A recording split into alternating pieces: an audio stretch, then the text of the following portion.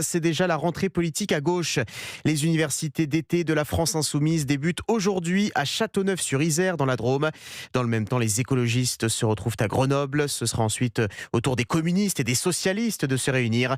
Pas de grand événement commun donc, et cela illustre parfaitement les divisions à gauche à 8 mois de l'élection présidentielle. Maï-Hélène Trémollet. Les candidats se multiplient et les partis se déchirent sur la marche à suivre.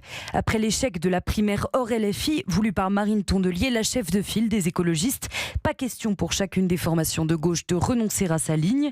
À ce stade, seuls les socialistes et Place Publique, le parti de Raphaël Glucksmann, ont prévu un scrutin mi-octobre réservé aux adhérents pour désigner un candidat commun.